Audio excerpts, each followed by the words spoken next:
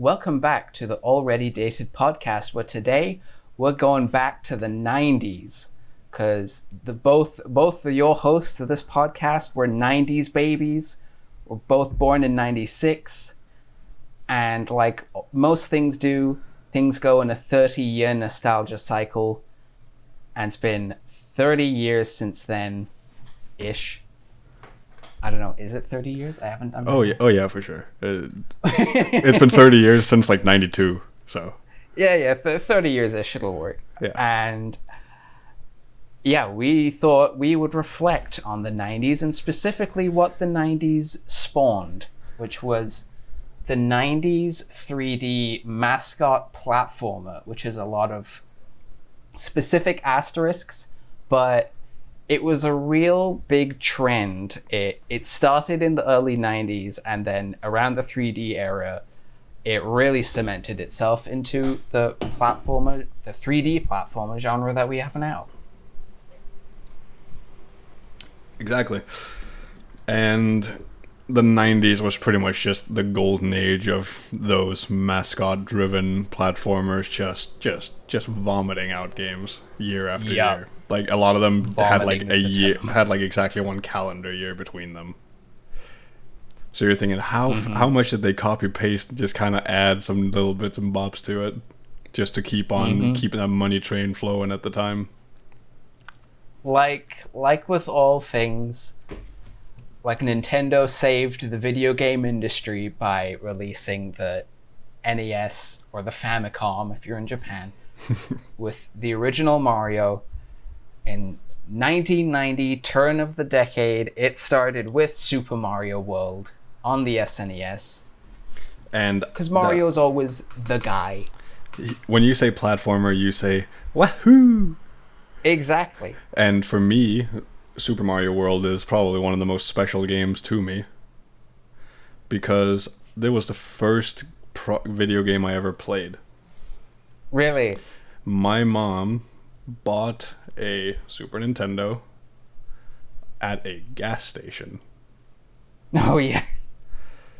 In like the early 90s. Along with Super Mario World and Super Tennis. Super Tennis. Yes, it's just an awful game. just horrible. No, we never played that. But my mom played Super Mario World with me for the first time when I was 3 years old. And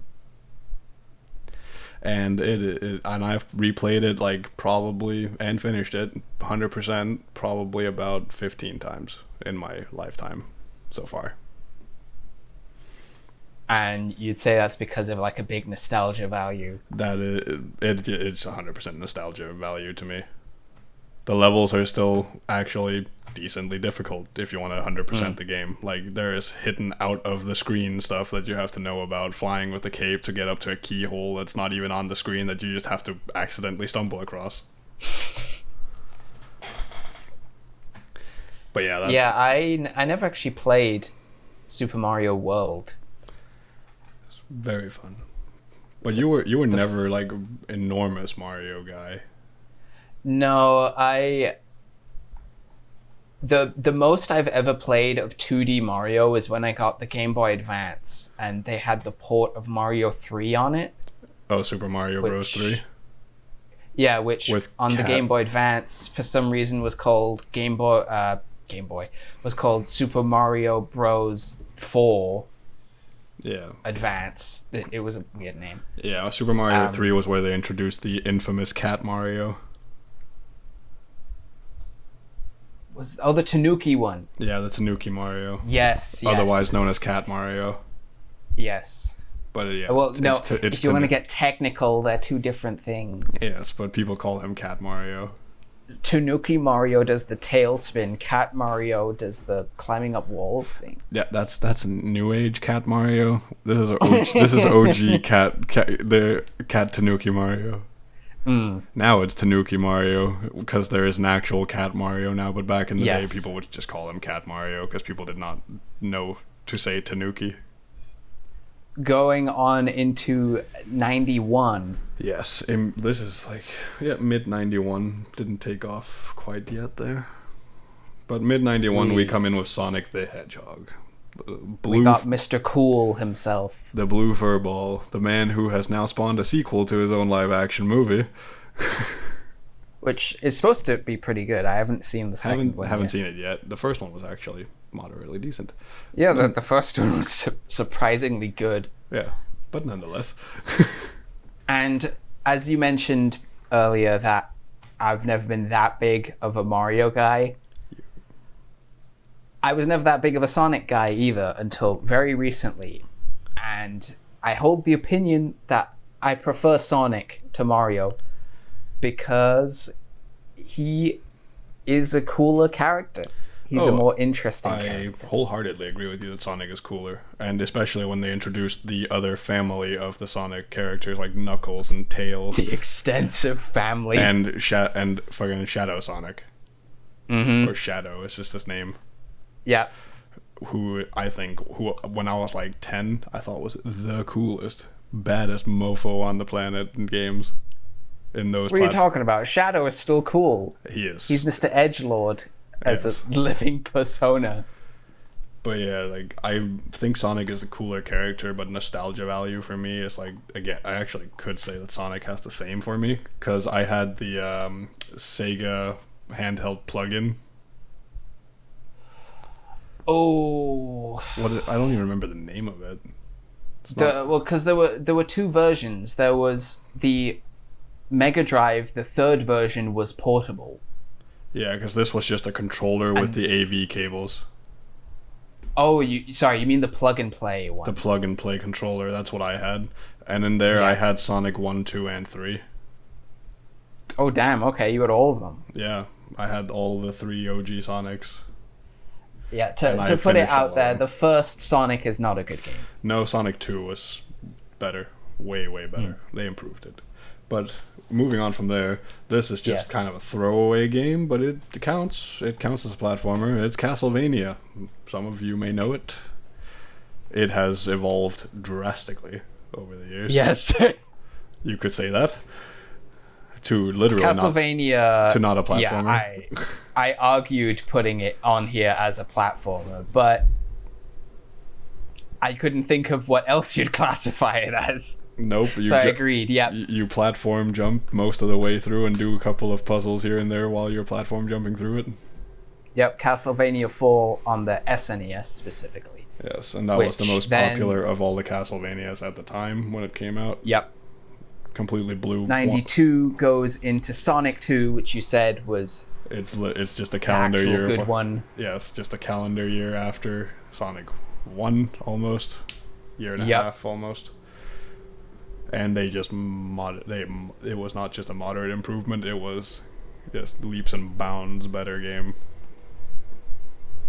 Sonic 1 is garbo for me. Sonic 2 is actually, well, I don't know if I'd call it good, but it is definitely a good game in comparison. When you compare it to Sonic 1 and also comparing it to the time of which it came out, it was among the upper echelon of the games at the time. Yeah.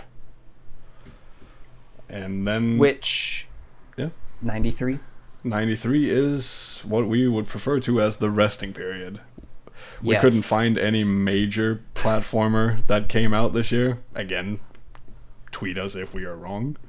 If you know of one that came out in this time, please let us know, because we haven't found a single one. Yes, and to speed up this 2D history lesson, which fittingly we lead into Sonic 3, because he's all about speed. Sonic 3, way better than Sonic 2 even. Yep. Sonic did the thing where it's just a linear, getting better every game curve. Mm-hmm. That was in 94, and that's when you also get Donkey Kong, Mr. Danky Kang himself, with Donkey Kong Country. Donkey Kong Country, side-scroller Donkey Kong game. Which, have you played Donkey Kong Country? I think it was also on an arcade machine back in the day. I don't know if that was that one, but I'm pretty sure I played some. The original Donkey Kong was an arcade game. But Donkey Kong Country, I've seen gameplay of it. I've never really played it. We'll get to the first Donkey Kong game I played later on. Yeah. 95, we got Yoshi's Island. Yoshi, my boy. Ironically, I don't like Yoshi's Island. Yeah, ironically, the man who wasn't super down with Mario, his mascot is a Mario-centric character. Well, because Mario has no personality, and Yoshi has tons of personality. Oh yeah, Yoshi's awesome, but all Mario has is wahoo and wow. But Mario is just a nice guy. He is just the Italian plumber. Yeah, that's right. He's a nice guy who is also potentially. Also, people think of Mario as the hero who saves Princess Peach. Why does he let her get taken every time? Yes, that's spawned a whole different modern discourse about it. Yeah, he's got like the hero homicide complex of letting her almost die to save her. Mm-hmm. But nonetheless, in 1995, we spot another mascot rears his probably quite ugly head. Another mascot rears his big nose into the fray. Yes. And that is Rayman. And we have differing opinions on this particular Rayman title. The Rayman, the man with no arms. the man with sentient hands and feet. Which I've always thought that was super weird on any other character I've seen, but on Rayman it's cool. It works. It's kind of like his thing. Yes, but the differing sentient thoughts. I do not like Rayman. You thought it was very difficult at the time. Yes, I specifically remember a memory of playing Rayman 1. I liked the first level. I got to the second level, which was the musical themed one, and I died in like the first 30 seconds, and I couldn't beat it anymore. And that was Rayman for me. I beat my head into the wall against that game, and I did finish it around the time, because I didn't play it until I was like 8 maybe. So yeah. This is like 2004, obviously. We wouldn't have played any. We never played these games when they came out, people. No. We were born in 90s. We didn't exist for most of these. Yes. So I played it later on, but when I was about 8, it took me like a year to beat it, but I did beat it. And yes, even the music level was a pain in my ass. But nonetheless, and yep, we have another mascot here who just continues the calendar year trend of releasing games. Mr. Donkey Kong himself, but this one have you ever heard that increasing the length of the name is supposedly making it better?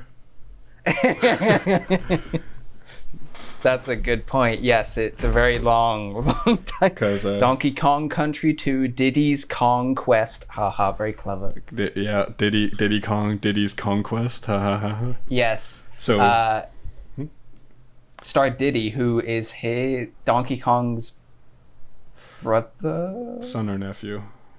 Or nephew. Son, nephew, probably nephew. It's never the kid. Which in his own way, Diddy is his own mascot. Oh yeah, he got a whole series of stuff after that. Like Diddy just spawned his own thing. And then now we move into our year, and aptly the birth of 3D platforming. Yes, the core focus of this topic, that little history lesson, that's just to introduce some of the mascots who started out. Your Mario, your Sonics, your Donkeys. And now and 1996 starts strong with what people consider to be the main inspiration for all 3D platformers to come, and one of the best 3D platformers of all time, arguably, amongst, if you ask almost any fan of 3D platformers, Super Mario 64. Which I still have not played. I played Super Mario 64 on the NDS port. Oh... Which was bad. Was it bad? I didn't like playing it on the NDS. I feel like it's meant to be played on a bigger screen. Oh yeah, because the DS just had a D-pad, whereas the N64, it was built for the analog stick. Exactly. I just remember having a memory as a kid. Someone else had a DS and they were playing that version, and I was really jealous. But it's a really good game. Because I did play it on the N64 version later on the Switch now. Yeah. And Yep, holds up. I think it's cool. People are still speedrunning it to this day. Oh yeah, speed runs of Mario 64 are some of the coolest things to watch. Oh yeah, because people are bug abusing, fucking glitching. They know everything and they do it without skipping a beat. Yeah, and just the precise nature of some of the platforms. This is like frame skipping. Like you have to be frame perfect on inputs. Mm-hmm. And they have muscle memory these inputs into their hands. Yes. There's the one that I have much more history with, who's his first introduction in '96 in September on the PS1. This is 2 days after I was born. 2 days later. Yes. You and Crash were almost born on the same day, Mr. Crash Bandicoot. Yes. That one I have much more history with, because... Yeah. Well, I didn't play Crash 1, because, I mean, I was just born then. Yeah. I didn't get in until later, but I've played Crash 1 recently through the remake, and just going back to play PS1 games. Crash 1 still holds up, whether it is the remake or the original game. I wholeheartedly agree. It's just a fun time. When the Insane trilogy came out, I finished all 3 of the original Crash games. I still have another favorite of the 3. But we'll get to that. We'll get to that, yes. But Crash Bandicoot 1 is like, it was my introduction to one of my all-time favorite mascots for any game. Because Crash was just the silly, doesn't take anything too seriously, very slapstick heavy character. That was one of the big difference between Crash as a mascot. Yeah. Mario was everyone knows him, he's your normal nice guy. Sonic was your cooler, edgier alternative, whereas Crash was like your Charlie Chaplin of all these people. Yes, exactly. Very slapstick, very non-serious about anything.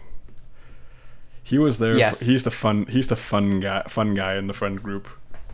Exactly. Yeah, he is the comic relief one. Yeah, and that is why a lot of younger kids very much gravitated towards Crash. Mm-hmm. And why there was enough of an interest for them to do the remake. Yeah, because a lot of people have nostalgia for those 3 games that came out, and even Nitro Race, Crash Bandicoot Nitro Racer. Which also got a remake, Crash, by the way. That too. Continuing your trend of the lengthening the title. Donkey Kong Country 3, Dixie Kong's Double Trouble! ! Yes, because you gotta put the exclamation mark in there, or I'm just not interested in it. Exactly. You have to yell it at me before I'm interested. Unless you can yell your title, I don't care about it. Which Donkey Kong Country 3 is an outlier because it's still the 2D games. Yep. Donkey Kong wouldn't go 3D for a good few years yet. Oh yeah. Donkey Kong actually fell quite off the track for a couple of years after this. Which, again, this spawned Dixie, another mascot for Donkey Kong. Yep. Who's really racking them up. Yep. They're just like, hey, Mario got Luigi, he got Toad, he got Peach. We need some. Donkey Kong has like 17 children. Yeah, there's Diddy Kong, there's Dixie Kong, there's Kiddy Kong, there's Donkey Kong Jr. Yeah, he has like 17 children. And there's no Mrs. Kong. Not in the games. Nope. In the 3D she's clearly animated busy. Show. She's clearly busy birthing all these kids.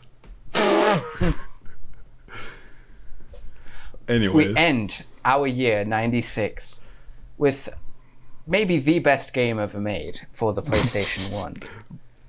Bubsy 3D. Which I have not played. Neither any have Bubsy I. game. I've always been curious about Bubsy 3D though, because of its legacy in how bad it is. Yes. Sorry to break the news for anyone. Bubsy 3D was not actually one of the best games ever made. Although Sorry to break your heart. We should probably go back and play it. Yes. I've apparently, even for the curiosity factor of playing a really bad game, and I want to understand 3D why people liked it. Apparently, Bubsy 3D is not the fun kind of bad. No, like there's so bad. There's so bad it's good. Kind. But and then we move into 1997 with a strong. This is actually not even a start. They started releasing late in the year. Around October. Crash is back, boy. With Cortex Strikes Back. With Cortex striking back. Oh my god, such a subversion. Yes. Which Crash 2... It was good. It was a good game. I don't like Crash 2. You see that door? See that door behind you? I played Crash 2 in the remake and I hated it. I did not like it as much in the remake as I did in the original. Oh, that may be the issue, because Crash 1 I've replayed on the PS1, and Crash 3 I've replayed on the PS1, but Crash 2, I haven't actually replayed it yet. Yeah, but the PS1 of Crash 2 just feels different, I guess. Can't really explain it. It added a boatload of stuff. Crash 1 was very linear. Crash 2 was where they added all the gems and these hidden gems and the time trials and the million ways to needing to 100% the game. And they added the slide move and the... And I have 100%ed every single, all three of the old Crash games. I guess the reason I prefer, at least from what I've played, Crash 1 is because even though it was simpler, that was kind of what I liked about it. Yeah, sometimes simpler is better. You don't need to, throw a bunch of ingredients into the pot. Sometimes it's the very rare example I can think of where a game adding more mechanics to a platformer specifically made me like it less. Yeah. Which I always like the more complex one more, but it's the one case. And then this was just kind of a throwaway one, but Tomb Raider 2. Yes. Is technically Tomb Raider. Counts. It fell under the umbrella of platformer, and Tomb Raider 2 introduced all the mechanics that they have actually ran with in all of the Tomb Raider games going forward, which is why it's so pivotal for specifically that genre.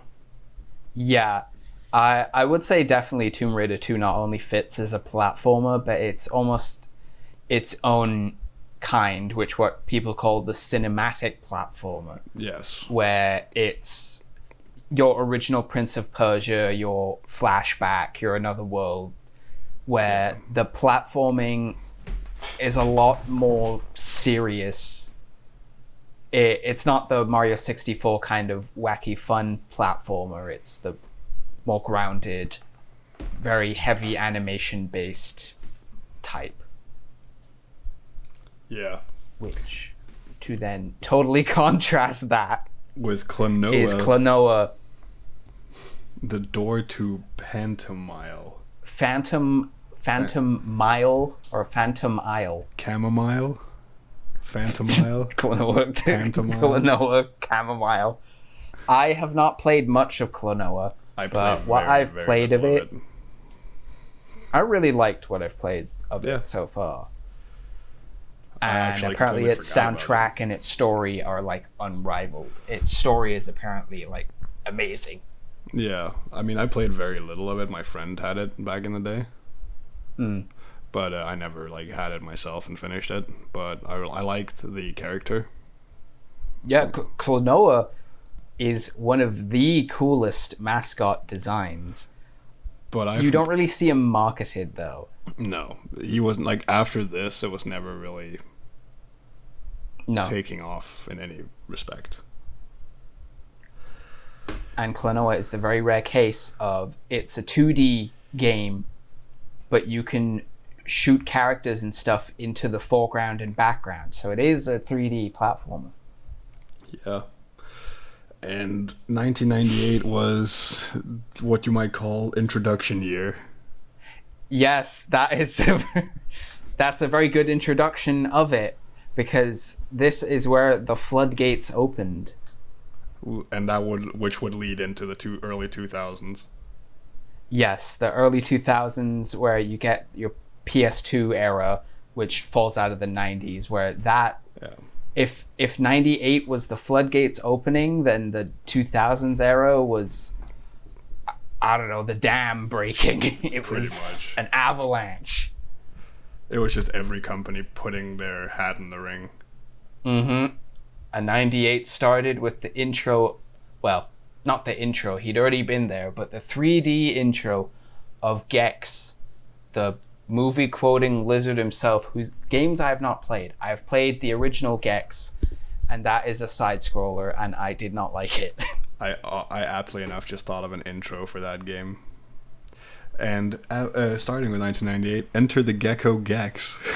Oh, damn it. That was way better. I should have done that. We live and we learn. Enter the Gecko Gex. Yeah.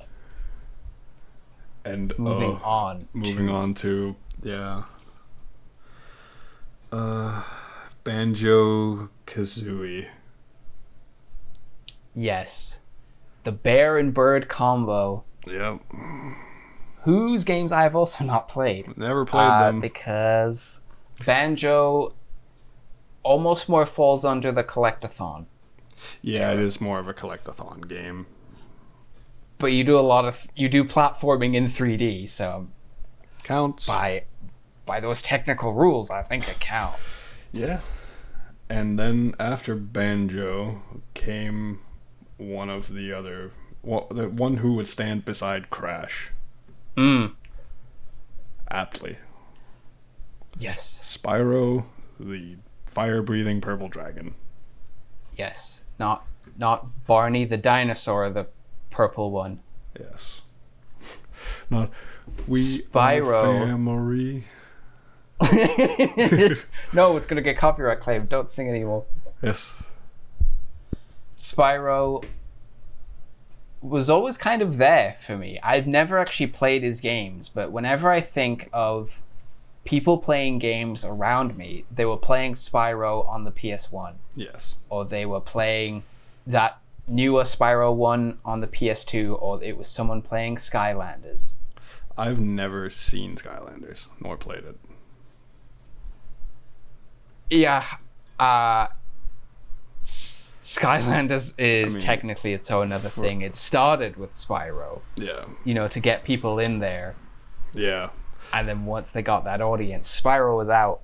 For me, Spyro has come out with 6 main series games, but the first 3 are the legacy of Spyro, pretty much. Yes. And it was also the reason why the Ignited trilogy in 2018. Yes. When they did do that remake, they just did the first 3 again. Yeah, because Toys for Bob did both the Insane trilogy and the Spyro. Did Toys for Bob do the Insane trilogy? Toys for Bob did the Spyro. And then they did Crash Vicarious 4. Visions did Crash remake. Vicarious Visions. Exactly. That's the only reason I remembered it. It's because Cortex says it every time. And then, Toys for Bob also made Crash 4. That's where I got confused. Yes. Which then moving on to Crash's final game, Crash Warped. That's the one I have a lot of history with. That is the game. That is my favorite Crash when Bandicoot I think of game. the PS1. Yeah, that is my favorite Crash Bandicoot game of all time. The levels are all just top notch. Even the first starter level, really, with and also they really went with the secret levels, going into and then going and finding red, green gems to unlock more secret levels and previous levels, and it's just which, depending on how much you like gimmicks, you might not like Crash 3, because it introduces a lot more gimmick-centric levels. You're in a plane, you're on a speedboat, riding a tiger, riding a motor, racing in the motorcycle. So infuriating. Oh yeah, the motorcycle, the underwater ones. If you fucked up once in those motorcycle levels, you were done.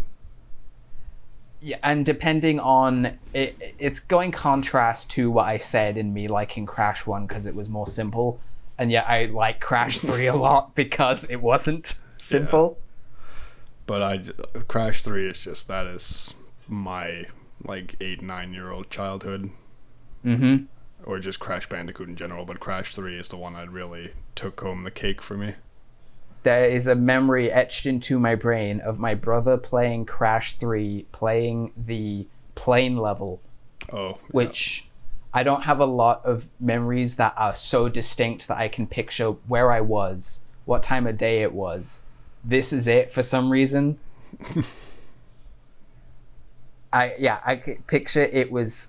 I was living in France at the time, living in Strasbourg, and it was like a sunny day, and he was going into the level and how it has the teleporter preview of the level. Yeah. I remember thinking that is the coolest looking thing I've ever seen. And then gets warped into the teleporter, and then, oh my god, it's in a plane. I didn't actually play it myself, of course. But yeah, it was... That is epitome of 3D platformers for me. In that era anyways. 98 then ends with the first Sonic. 3D Sonic. Which, yes, if you haven't noticed, Sonic has not appeared since 94. Yeah, it took a 4-year hiatus. Well, it's because Sonic had a lot of growing pains. Yeah. There was supposed to be a 3D Sonic game on the Saturn, which looked awful. Yeah. And it was cancelled. And then Sega were like, screw it, we're making the Dreamcast on new console. We're going to put all eggs in the basket and make Sonic Adventure. And after that, Sonic just went. Because Sonic is made Sonic just sped away. Sonic Adventure is where Sonic as a franchise splinters. Mario 2D and 3D games, they live alongside each other. Yeah, but it's splintered away. Nintendo still releases boatloads of 2Ds. Yeah. The original 2Ds. They make their 3Ds. People buy all of them. Whereas with Sonic's 3D games, they are so different to the 2D games, even though it's the same concept. You go through a level really fast and you pick up rings. It's just done so differently that, it's splintered the fan base completely. And I prefer 3D. Because that warped into like Sonic Heroes, where you can change between Knuckles, Tails, and Sonic, and you go through different, like you can go through levels and different routes and different playstyle and all that stuff. It spawned a whole different thing, and I'm with you on 3D Sonic compared to 2D Sonic. I think 2D Sonic always has a place in my heart because I had it on the portable Sega thing, but 3D Sonic is where it really hit for me. Yes. Ending the 90s 3D platformers. It begins with Rayman 2, where Rayman first goes into 3D. And that is where Rayman greatly helps platformers escape straight into the 2000s. Yes. Because 2D ones transitioning to 3D. I mean, Crash was a 3D one from the beginning. Spyro was 3D from the beginning. Yep. But yeah, it started with Gex, but then Rayman cemented himself in there to go, okay, we're transitioning to 3D too. And then everyone transitioned to 3D as well. But Rayman aptly much later went back to 2D side-scrolling. With Rayman Legends for PlayStation. Yes, Rayman Legends and Origins. Yeah, they were side-scrolling again. Yeah, the 90s then ended with Spyro 2 coming out. With Ripto's Rage, which was so much better than the first one. Ripto's Rage is hailed as the best Spyro game. Which, notice that it almost copies Crash 2's title.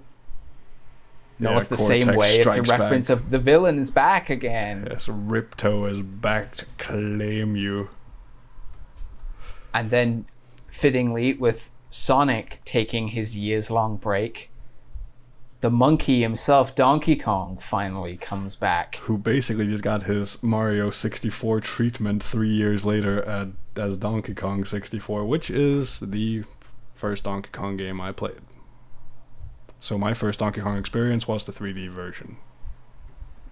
I haven't played a single Donkey Kong game. The latest one I played was like 2 years ago, which was the Tropical Freeze, which came out for Nintendo Switch and also earlier came out for like... On Wii U, yep. Yep. Yeah, Donkey Kong 64, it took Mario 64 and it tried to make it a lot more different. It did the collectathon thing like Banjo, but you had to swap characters to pick up the collectibles. You had to go back to a barrel to swap the character to then go back to it was awful. It's a joke that Donkey Kong 64 was programmed by Rare, the developer, to be as infuriating as possible. Yep. And Donkey Kong ended the 90s in November. He really got in there at the last minute. Yep. And then that's where the 90s platformer ended. That's right. Donkey Kong came in with his hat in the ring right under the wire. The main thing I want to sum up with the 90s as an era before we get into reflections on the games where they've gone or where they've stayed is how they were marketed. I mentioned it earlier with Mario as the nice guy and Sonic as Mr. Cool and Edgy. Crash, as you brought up, is the comedic one. Whereas Spyro... He's like, he wants, like, Spyro is that hero complex kid. Like, his dream is to be a hero in that game. Spyro is, the serious, like, goal-getter. He's the go-getter, like, he knows he's the hero, and he knows that without him, the world will crumble, basically. And then Rayman is just weird. Rayman is the weird cousin that you don't really see, other than family gatherings. Yes, they're very fitting for how often his games appeared and then disappeared. Yeah. And then Gex is, I mean, if Crash is the comedic character, then Gex is the one who makes too many jokes. Gex is just the guy who just watched movies like day in, day out, all day long. And he won't stop quoting them. Yes. And it was fitting because all of their marketing focused around these personalities. When you saw trailers for it, with Mario, they didn't have to do much. It's just, hey, it's Mario in 3D. Okay, sold millions. Yeah. Like Sonic, they got to make him look cool on that poster or you won't buy it. They got to show how fast he's going. Crash, you got to get this. Yep, Crash, you got to get his weirdo expression, whereas in Japan, they toned that down because apparently for Japan, they found it really off-putting. So they made him cutesier in Japan.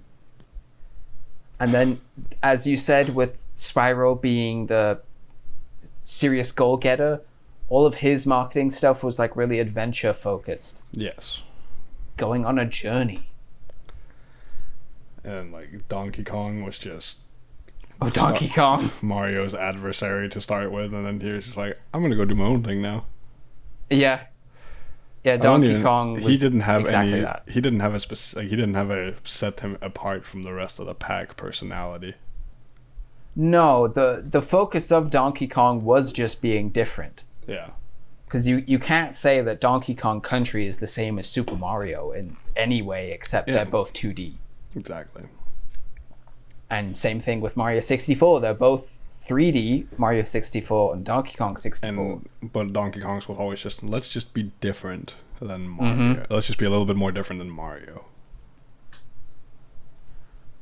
And then moving on to the final set, which is reflecting. As all things should do, it's trying to wrap things in a bow, seeing what have we learned, where have we come, where have we come from, and where have we ended up. And where are we going? And where are we going? Yes. Future. That being, where are all these series? As of today. I mean, Mario is doing Mario things.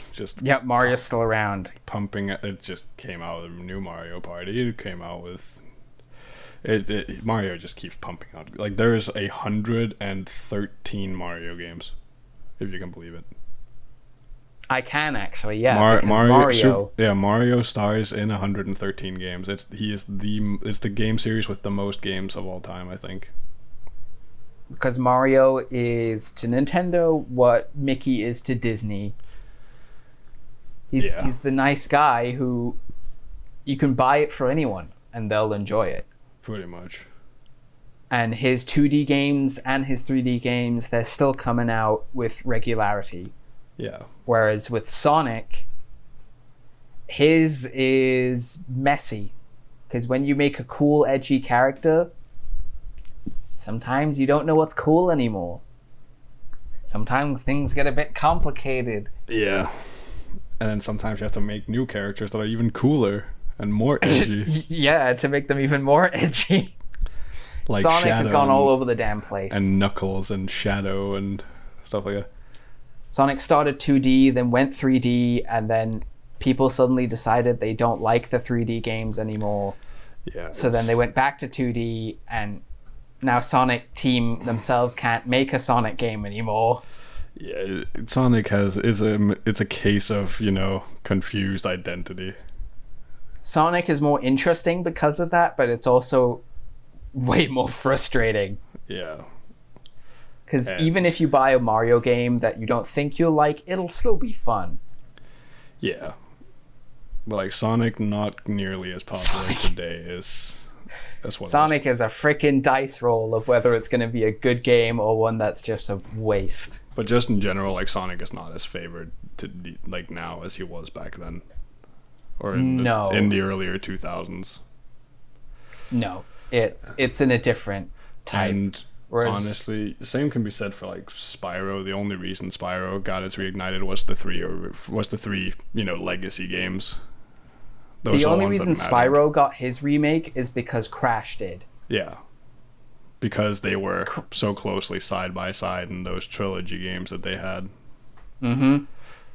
Crash did fall out of favor, but as we mentioned, there was always this nostalgia and love for him because of the wacky, different nature. And that is where Crash 4 came into the picture, which is just a fantastic game. I haven't played Crash 4 yet, but yeah, from everything I've seen of it, but the name is also so fitting. It's called Crash 4. Yes. It's about time. It's about time, yeah. Because they made a Crash 4 already, but no one really cares about any of those PS2 games. But yeah, in general, like I've actually not even finished Crash 4 because I was so focused on like 100%ing everything while I was going. Apparently that's really difficult. I know. I had to take a long break from the game because I was getting so frustrated. Mm-hmm. But it's one of the best platformers I've played ever. Which we didn't even mention that with Crash. That was one of the other ways that he was a really different set apart from your Mario and Sonic, was that Crash was difficult. Yeah. Spyro was all about your adventure. You wouldn't really say it was difficult. But whereas also Crash was almost like your wacky challenge game. But it's like Crash also had the thing of like some jumps you had to do the glitch slide over the chasm and then start the jump when you were out over the hole to get across and double jump and because stuff like the slide technically you don't fall. Yeah, you're technically still on the ground when you're sliding, so right before the slide ends you would press jump and then you would jump in the middle of nowhere. Mm-hmm. And that was one of the reasons why I didn't like Crash 2, is because it felt like it did that a lot. Yeah. Whereas with the ones that fell from grace, fell out of favor, I mean, Gex just died. Yeah. Gex never came back. He had 3 3D games, I think, and since then, nothing. Yeah. Not even like a mobile game. Nope. Gex is just gone. And yet people still reference Gex all the time as like a meme. Yeah. And they haven't capitalized on it like they did with the Crash and Spyro remakes. And then Donkey Kong is that weird middle child, just in and out, in and out. Never really been the most popular, never really been the most out of favor compared to other people. It's just kind of like weird middle child area, just up and down, peaks and troughs. Except for Donkey Kong 64, Donkey Kong hasn't had another 3D game. Nope, it's all like because Tropical Freeze, the most recent Donkey Kong game, was a side scroller. Yep, based off of Donkey Kong Country, which the years before was a Donkey Kong Country Returns. Yep. Which, I don't know what that says, because people seem to like Donkey Kong 64, even though it's a joke that it's designed maliciously. Yeah. People still think it's a good game. But, I mean, Kirby got his 3D game recently, so... Yeah. And then you got someone like Rayman, who was just like... He's not really referenced too much. Like, he got his... Like, the most recent ones are like side-scrollers again. Origins and Legends, yeah. Which I personally don't prefer. I prefer Rayman as a 3D. Rayman 2, Rayman 3. Yeah, Rayman is around still, which is good. Because he's a cool mascot. Yeah, but they just aren't doing him the best service. Well, yeah, for the people who like the 2D ones, people say Origins and Legends are fantastic. I enjoyed Legends, but it's because I played it with my younger cousin at the time. And I do enjoy a good 2D side-scroller thing, which is fine every now and then, but I prefer 3D games, you know. And, of course, we end this mascot discussion with the king himself, Bubsy, who no one ever liked. And he just disappeared. No one ever liked Bubsy, yet he got 3 games, and then he got a new game like a few years ago. Yeah. And no one has liked any of them. So you'd think, where did they get the money? Where did they get the funding for this, and why do they keep pouring money into it? Because I mentioned Gex completely disappeared, yet people liked Gex. Yeah. Whereas Bubsy, people only reference because of how crap it is, and yet he gets a new game. I mean, hey, people reference how shit WoW is all the time, or World of Warcraft, but people still play it. Literally, the only thing when people talk about World of Warcraft, it's all bad. It's never good. People don't play Bubsy though. Yeah. Who do you know has played a Bubsy game? No one. Gonna be quite frankly honest with you. No one. I don't know anyone who's gone out of their way to say I played Bubsy. In my entire life, all the people I've ever met, all the people who play games, I had never heard of Bubsy until I watched YouTube videos. And even then, I've still never met anyone who's ever played a Bubsy game. Yeah, it's he's in a weird spot there. Now, we've kind of touched on them, which games fell out and which games haven't fallen out of favor. Mario is pretty much the one that never wavered. All the other ones have had their peaks and their ebbs and flows. Yeah. Mario's been the consistent, and all the others have really just gone up and down. Sonic has been there the whole time, but he's been doing random stuff. Yeah. And it's just everyone else has had their peaks and troughs, really. Yeah. Just up and down. Some stayed up longer than others. Some went unnoticed for a while longer than others again. It's kind of just like this. Like, the graph just keeps going up and down for different mascots. Yep. And I think that ends the discussion. Which, who had resurgences later on? Spyro did, 2018. Crash did. Spyro did with the remake so far, but he hasn't... He's not stayed. Like, Crash came back with the remakes, and Crash has stayed with the new Crash game. is what I would consider a true resurgence, because the remakes was interest. And it sparked the Toys for Bob making Crash 4. Yeah, Crash 4 was then the sign of like, okay, Crash is officially back again. But the thing is, even with Crash 4, they stayed true to what Vicarious Visions did with Crash. They didn't change it too much. Like, they put a new spins on it. but they didn't change what Vicarious Visions popularized about the games. Yeah. Which is what people very like. faithful. Yes. Yes.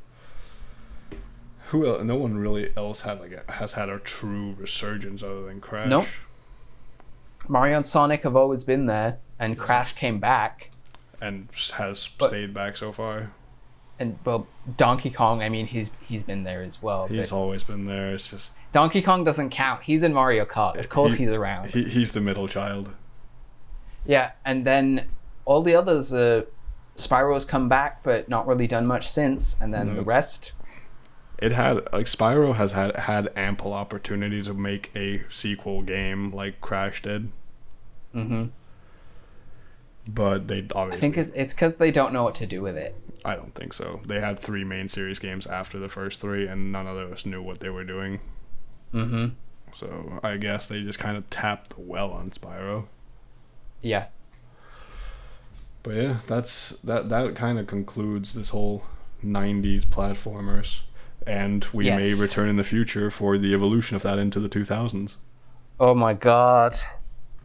If we were to do that, then... Oh my god, that would take forever. That 2000s... That dam destruction, that caused the flooding. But hey, it is something we could return to later. We're not saying we will. Yes. But it is a possibility that we will return with the 2000s and onwards platformer. Absolute and busted dam flooding the city. Leave which one was your favorite one of the 90s? What is not only which one was your favorite game, but also just the mascot in general. Yeah, favorite mascot. What is your nostalgia trip game of these games? Because the main reflection of this topic is that the mascots that we got, main theme is that they're all guys. A bit of... let's not dig into that. Well, hey, Crash. In Crash 3, you could technically play as Coco. You could play as Coco. That's very true. But what's your mascot? The main reflection was that they're all very different from each other. Oh yeah. They were all 3D platformers in one way or another, but in the personality had, in how they were marketed, and how they've stuck around through history. It's all just really different, and odds are you found one that you really liked. So yeah, let's hear which ones they were. Yep. And thanks a lot for watching. Yes, thanks for watching, listening, wherever you get your podcasts. Wherever you get your podcasts. Yes. Goodbye. Bye, guys.